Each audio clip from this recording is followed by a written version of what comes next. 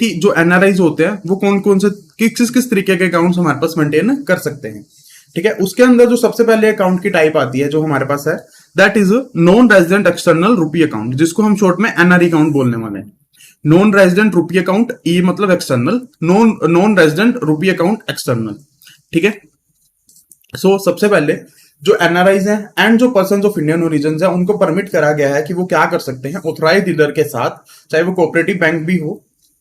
Account अपने खोल सकते हैं और उनको मेंटेन कर सकते हैं, जिन अकाउंट्स को हम बोलेंगे एनआरई अकाउंट। ठीक है, ये किस स्कीम के अंदर खोले जाते हैं, NRE scheme, non resident external rupee account scheme के अंदर ये अकाउंट्स को खोला जाता है। ठीक है, उसके बाद अगर कोई इंडिविजुअल या एंटिटीज बांग्लादेश या पाकिस्तान नेशनैलिटी की हैं या एंटिटीज को पाकिस्तान या बांग्लादेश के लोग ओन करते हैं, अगर वो अपने एनआरआई अकाउंट खुलवाना चाहते हैं तो उसके लिए उन्हें क्या करनी पड़ेगी, आरबीआई से प्रायर अप्रूवल लेनी पड़ेगी। ठीक है, without the prior approval of the RBI Pakistan और बांग्लादेश के लोगों के एनआरई अकाउंट्स नहीं खोले जाएंगे। बाकी कंट्रीज के लोगों के अकाउंट्स खोलने के लिए आपको आरबीआई से परमिशन लेने की जरूरत नहीं है। उसके बाद जो भी अकाउंट आप खुलवाओगे वो सेविंग में भी खोले जा सकते हैं, करंट हो सकते हैं, आरडीज हो सकती है और एफडी हो सकते हैं, किसी भी टाइप के अकाउंट्स आप क्या कर सकते हो, खुलवा सकते हो। ठीक है, उसके बाद the account should be open by the non resident account holder himself, not by the holder of the power of attorney in India. Generally क्या होता है, जब नॉन रेजिडेंट्स किसी भी कंट्री के साथ डील करते हैं, लाइक नॉन रेजिडेंट इंडिया के साथ डील कर रहा है, तो इंडिया वाले ऑपरेशंस करने के लिए वो क्या करते हैं, पर्सन अपने बिहाफ पे अपॉइंट करता है एंड उसको अपनी पावर ऑफ अटर्नी दे देता है,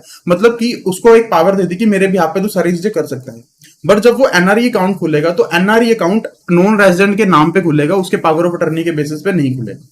उसके बाद जो ज्वाइंट, इस केस के अंदर आप ज्वाइंट अकाउंट्स भी खुलवा सकते हो। ज्वाइंट अकाउंट्स कौन कौन खोल सकते हैं, 2 or more NRI POIs or an NRI POI with a resident relative। Basically 2 NRIs इकट्ठे खोल सकते हैं, NRI POI, NRI अपने रेजिडेंट रिलेटिव के साथ, मतलब किसी भी कॉम्बिनेशन में अकाउंट्स खोले जा सकते हैं। बट जो ये अकाउंट खोले जाएंगे वो फॉर्मर और सर्वाइवर बेसिस के ऊपर खोले जाएंगे। फॉर्मर और सर्वाइवर बेसिस में क्या होता है, अगर इसको वर्ड लिटरल वर्ड से देखें, फॉर्मर और सर्वाइवर, फॉर्मर का मतलब जो पहले वाला है, सर्वाइवर मतलब जो बच गया, या तो पहले वाला बंदा या जो बच गया, उसके बेसिस पे खोले जाएंगे। तो इसमें बेसिकली क्या होता है, अगर एनआरई अकाउंट ज्वाइंट अकाउंट की तरह खोला जाता है तो जो पर्सन एनआरआई है वो क्या होगा, वो प्राइमरी पर्सन होगा। ठीक है, उसको हम बोलेंगे प्राइमरी होल्डर। ठीक है, तो जो प्राइमरी होल्डर होगा वो क्या करेगा, सारे के सारे अकाउंट्स को गवर्न करेगा। तो जब तक एनआरआई और पीओ का लाइफ टाइम चल रहा है तो रेजिडेंट रिलेटिव है वो सिर्फ as a power of attorney ही उस अकाउंट को होल्ड कर सकता है। जब एनआरआई पीओ की डेथ होगी तब वो अकाउंट क्या करेगा, उस पर्सन के नाम पे चला जाएगा, रेजिडेंट का वो अकाउंट हो जाएगा। सो बेसिकली फॉर्मर और सर्वाइवर बेसिस, मतलब फॉर्मर नॉर्मली केसेस में जो भी बंदा पहले है, जो मतलब इन केस के अंदर एनआरआई पीओआई है, वो अकाउंट को होल्ड करेगा, अकाउंट को मेंटेन करेगा। सेकंड वाला पर्सन सेकेंडरी पर्सन होगा, वो पावर ऑफ अटर्नी होल्डर की तरह ही इस अकाउंट को मेंटेन कर सकता है। सर्वाइवर, जब वो पर्सन बच गया तो वो क्या कर सकता है, उस अकाउंट्स को नॉर्मली ट्रीट कर सकता है। उसके बाद जो एनआरई अकाउंट्स खोलेंगे उसके अंदर कुछ परमिसेबल क्रेडिट्स क्या होंगे, मतलब किस किस तरीके से इस अकाउंट के अंदर पैसा क्रेडिट करवाया जा सकेगा। तो सबसे पहले तो क्या है, proceed of remittance to India in any permitted currency. किसी भी परमिटेड करेंसी के अंदर आप इंडिया के अंदर इनवर्ड रेमिटेंसेस लेके आ रहे हो तो उसका पैसा इस अकाउंट के अंदर क्रेडिट करवाया जा सकता है। उसके बाद अगर आपने कोई पर्सनल चेक ड्रॉन्स करे in the permitted foreign currency, उसका पैसा भी डाल सकते हो। आपने इंडिया के बाहर कुछ ट्रैवलर चेक्स खरीदे थे, उसको आप इन कैश करा के एनआरई अकाउंट्स के अंदर पैसा डिपॉजिट करवा सकते हो। ठीक है, उसके बाद proceeds of foreign currency bank note deposit by the account holder during the visits to India. Basically एक बंदा था, वो इंडिया के अंदर आया, अपने साथ कुछ फॉरेन करेंसी नोट्स लेके आया, उसको क्या करना पड़ेगा, अगर आपको याद हो तो जब वो इंडिया के अंदर एंटर कर रहा है उसको डिक्लेरेशन देनी पड़ेगी कि मैं इतने फॉरेन करेंसी इतनी करेंसी लेके आया हूं। वो पैसा क्या करता है, अगर वो अकाउंट में डिपॉजिट करवाता है during his visits to India, वो भी इस अकाउंट के अंदर पैसा ट्रांसफर करा जा सकता है। ठीक है, उसके बाद अगर पर्सन का कोई एनआरई अकाउंट और है या उसका एफसीएनआर अकाउंट है, एफसीएनआर अकाउंट भी हम आगे पढ़ने वाले हैं, तो उस केस के अंदर भी वहां से ट्रांसफर करके इस अकाउंट के अंदर पैसा डाला जा सकता है। उसके अलावा उस पर्सन ने क्या करा था, इसी अकाउंट में से या किसी इनवर्ड रेमिटेंसेस में से कुछ इन्वेस्टमेंट्स करी थी, वो इन्वेस्टमेंट मैच्योर हो गई है तो उसमें से पैसा मिलेगा, उस पैसे को भी हम क्या कर सकते हैं, एनआरई इस अकाउंट के अंदर ट्रांसफर कर सकते हैं। Non resident external rupee account के अंदर हम क्या कर सकते हैं, ट्रांसफर कर सकते हैं। ठीक है, उसके बाद अगर आपको इस अकाउंट के अंदर इंटरेस्ट मिला है तो वो भी पैसा इस अकाउंट के अंदर क्रेडिट करा जाएगा। उसके बाद आपने क्या करा था,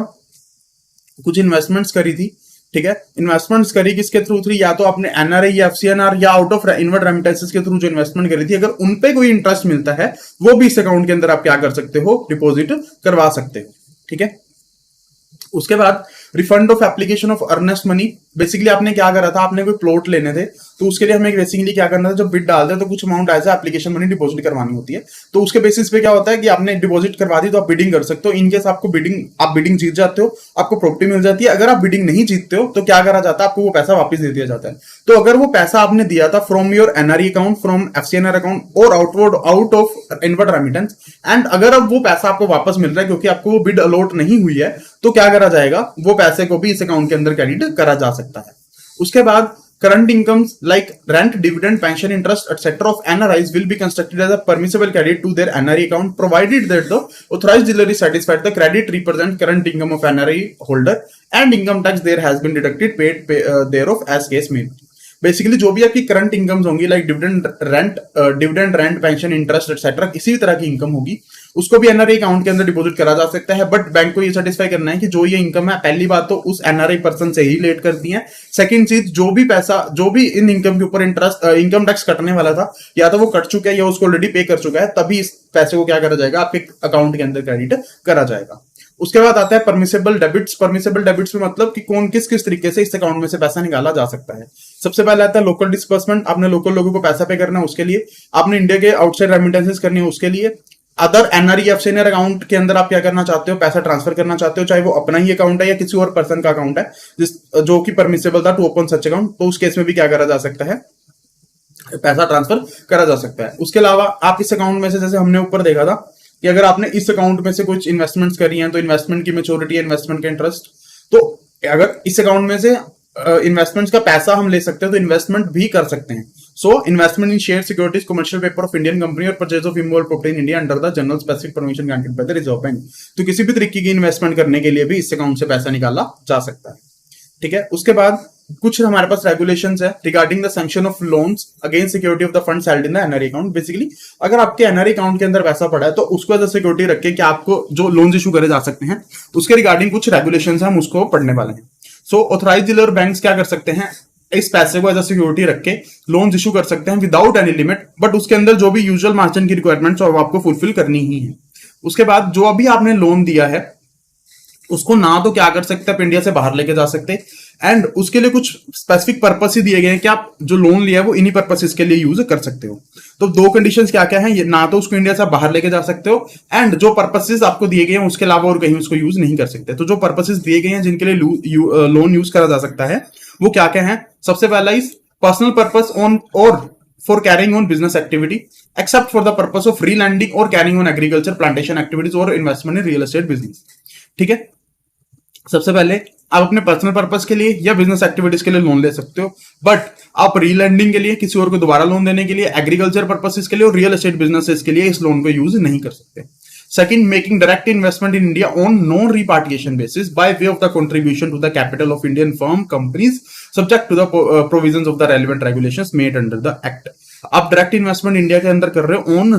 नॉन रिपार्टिशन बेसिस कि आप उस इन्वेस्टमेंट को वापस नहीं लेके जाओगे, तो उसके अंदर आप लोन का पैसा यूज कर सकते हो। उसके अलावा अगर आप रेजिडेंशियल हाउस खरीदना चाहते हो तो उसके लिए भी लोन का यूज करा जा सकता है। बाकी इन पर्पसेस के अलावा आप किसी पर्पस के लिए भी लोन को यूज नहीं करोगे। ठीक है, उसके बाद अगर जो लोन है वो किसी थर्ड पार्टी को दिया जाता है, there should be no direct or indirect foreign exchange consideration for the non-resident depositor agreeing to pledge his deposits to enable the resident individual firm to company to obtain such facilities। Basically इसके अंदर क्या हो रहा है, security दी किसी और person ने, loan दिया जा रहा है किसी और पार्टी को, अगर ऐसी कोई चीज हो रही है तो उस केस के अंदर किसी भी तरीके से फॉरेन एक्सचेंज कंसिडरेशन इन्वॉल्व नहीं होनी चाहिए। तो एक तो क्वेश्चन हमारे पास आता है कि एक पर्सन ऐसा करेगा ही क्योंकि अपने पैसे किसी की सिक्योरिटी के लिए देगा, तो कुछ लोग क्या कर सकते हैं, उसके लिए कमीशन चार्ज कर सकते हैं, बट अगर वो कोई फीस या कुछ भी एक्स्ट्रा चार्ज कर रहा है वो फॉरेन एक्सचेंज के अंदर नहीं होना चाहिए, आईएनआर के अंदर ही वो ट्रांजेक्शन होनी चाहिए। उसके अलावा जो भी इन केस अगर अकाउंट होल्डर को ये लोन सैंक्शन करा जाता है तो या तो वो डिपॉजिट्स के थ्रू या वो इनवर्ड रेमिटेंसेस के थ्रू क्या करेगा, इस अकाउंट को, इस लोन को पे करेगा, या उसके एनआरओ अकाउंट के अंदर पैसा खड़ा है तो उसके थ्रू भी ये क्या कर सकता है, इस लोन को पे कर सकता है। उसके बाद ऑथराइज्ड डीलर में allow their branches correspondent outside India to grant loan or in favor of non-resident depositor or the third parties at the request for deposit bona fide purpose against the securities held in the NRE account। Basically इसमें क्या है कि पैसा suppose उसका India के अंदर पड़ा है बट वो चाह रहा है कि लोन उसको बाहर बाहर दे दिया जाए, तो उस केस में इंडियन बैंक्स क्या कर सकते हैं, बाहर वाली ब्रांचेस को ये बोल सकते हैं कि इसका पैसा हमारे पास पड़ा है, हमने सिक्योरिटी रखा हुआ है, आप उसके बेसिस पे थर्ड पार्टी को ऐसी पर्सन को लोन प्रोवाइड कर दो, एंड इन केस उसके अंदर गारंटी जो दी गई है वो इन्वोक होती है, ठीक है। तो आपने क्या करना, जो एनआरई अकाउंट का पैसा आपने बाहर भेजना पड़ेगा, तो आपको क्या कर देना है, बाहर भेज देना है, उसको बाहर रेमिट कर देना। उसके बाद the facility of premature withdrawal of deposit will not be available where loan against such deposits are availed of, कि अगर आपने डिपॉजिट के अगेंस्ट लोन ले लिया तो उसको उसके अंदर से आपको पैसा निकाल के नहीं दिया जाएगा, ठीक है। उसके बाद जब हम लोन की बात कर रहे हैं तो लोन के अंदर सभी तरीके की फंड बेस्ड और नॉन फंड बेस्ड फैसिलिटीज आ जाती है, कि जब आप कह रहे हो कि हमें लोन प्रोवाइड करना है, तो अगर आपने कोई भी फंड बेस्ड या non fund based facility provide कर दी तो आप यही बोलेंगे कि आपने उसको लोन प्रोवाइड कर दिया है, ठीक है। उसके बाद इस अकाउंट से रिलेटेड हमारे पास कुछ अदर एस्पेक्ट्स आते हैं। इसमें सबसे पहला क्या है, NRE account should be designated as resident account और the funds held in this account may be transfer to the resident foreign currency account, ठीक है। जो एनआरई अकाउंट होंगे हम उसको रेजिडेंट अकाउंट्स की तरह ट्रीट करेंगे। अगर आप उसको रेजिडेंट अकाउंट की तरह ट्रीट कर रहे हो तो क्या कर सकते हो, आप उस अकाउंट के पैसे को रेजिडेंट फॉरेन करेंसी अकाउंट के अंदर भी ट्रांसफर कर सकते हो at the option of the account holder, ठीक है। बेसिकली इसके अंदर ये कंडीशन तब आती है, सपोज एक पर्सन था, वो क्या था, इंडिया से बाहर चला गया, ठीक है, उसको इंडिया से बाहर इंप्लॉयमेंट करनी थी, इंडिया से बाहर चला गया, तो वो इंडिया के अंदर स्टे नहीं कर पाया, तो वो दूसरी वाली कंट्री का क्या बन गया, सिटीजन बन गया, ठीक है।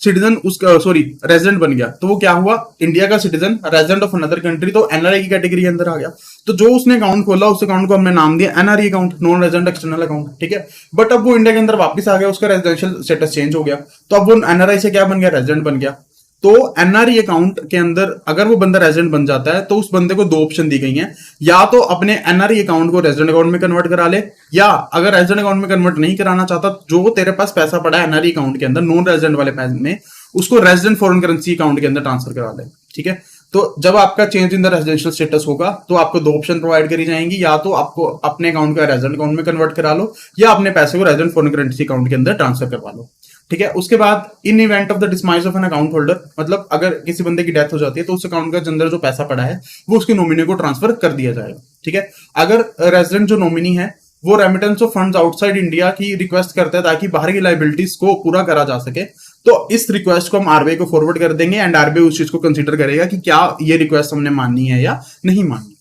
उसके बाद operations on an NRE account may be allowed in terms of power of attorney और other regulatory granted in favour of resident by the non resident account holder provided such operations are restricted to withdrawal for local payments और remittance to the account holder himself through the banking channels in cases where the account holder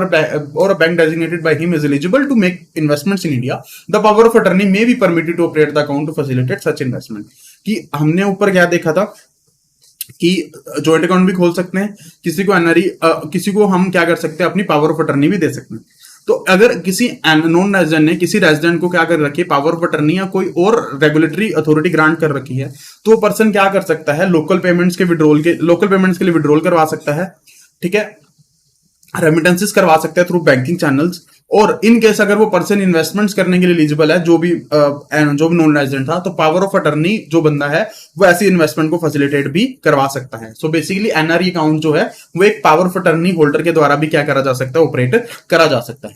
but जो resident power of attorney होगा उसको कुछ चीजें करने की permission नहीं है। परमिशन किस चीज की नहीं है, ओपन एन एनआरई अकाउंट, वो एनआरई अकाउंट नहीं खोल सकता क्योंकि एनआरई अकाउंट सिर्फ रेजिडेंट्स के खोले जाते हैं। उसके बाद repatriate outside India funds held in account other than to the account holder himself, कि जिस बंदे का अकाउंट है उसके अलावा वो अगर किसी को फंड्स रिपार्टिएट करना चाहता है तो पावर ऑफ अटर्नी नहीं कर सकता, वो पर्सन खुद कर सकता है, बट पावर ऑफ अटर्नी के बाद वो परमिशन नहीं है। उसके बाद make payment by way of a gift to resident on behalf of the account holder, कि अगर किसी पर्सन को गिफ्ट देना है तो वो भी पावर ऑफ अटर्नी नहीं कर सकता। उसके बाद वो फंड्स को किसी और एनआरई अकाउंट के अंदर भी ट्रांसफर नहीं कर सकता। तो ये जो सारी ऑपरेशंस हैं ये एनआरई को, जो भी नॉन रेजिडेंट होगा उसको खुद करनी पड़ेंगी, उसका पावर ऑफ अटर्नी होल्डर ये चीजें नहीं कर सकता। उसके बाद income from interest on balances standing to the credit of NRE accounts is exempt from income tax. Basically income tax act के अंदर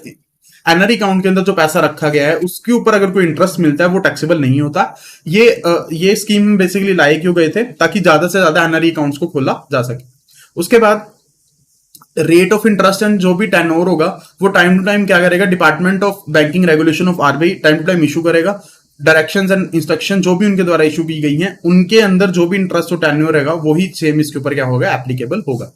ठीक है। उसके बाद for easy identification and quicker processing of cheque drawn on NRE accounts, authorised dealer bank shall issue cheque books containing a special series of cheque to their constituents holding NRE accounts, की जो भी NRE accounts होंगे,